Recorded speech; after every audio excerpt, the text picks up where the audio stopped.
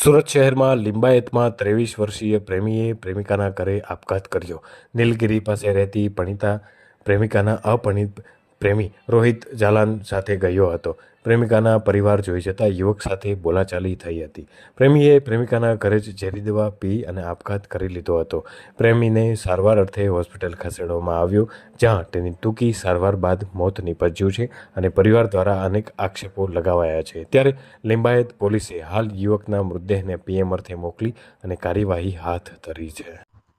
ગઈકાલે મોડી રાતના લિંબાયતમાં એક બનાવ બન્યો હતો. આ બનાવમાં હકીકત એવી છે કે એક છોકરો રોહિત જાદવ કરીને છે, એને જે પોતે પાંડેસરા રહે છે, પરંતુ લિંબાયતમાં એને જેની સાથે પ્રેમ સંબંધ હતો અથવા એને પોતાને પ્રેમ હતો એના તરફ, એ છોકરીના ઘરે જઈ અને એને આવી રીતના ઝેર પી લીધું હતું અને એના કારણે એનું મૃત્યુ થયું હતું. આ આત્મહત્યાના બનાવમાં પોલીસે જે બોડી છે એને પોસ્ટમોર્ટમ માટે મોકલી દીધેલ છે અને આગળની કાર્યવાહી ચાલુ છે.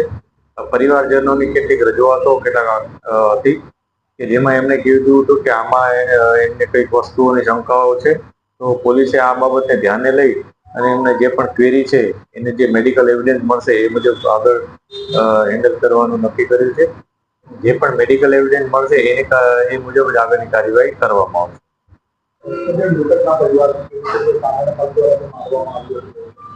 જે મૃતકના પરિવારે જે આક્ષેપો કર્યા છે મારવાના, એ માટે જે ડેડ બોડી છે એનું ઇન્ક્વેસ્ટ તો ભરાઈ ગયું છે, પરંતુ પીએમ થયા બાદ જ નક્કી કરી શકાશે કે આમાં હકીકત શું હતી.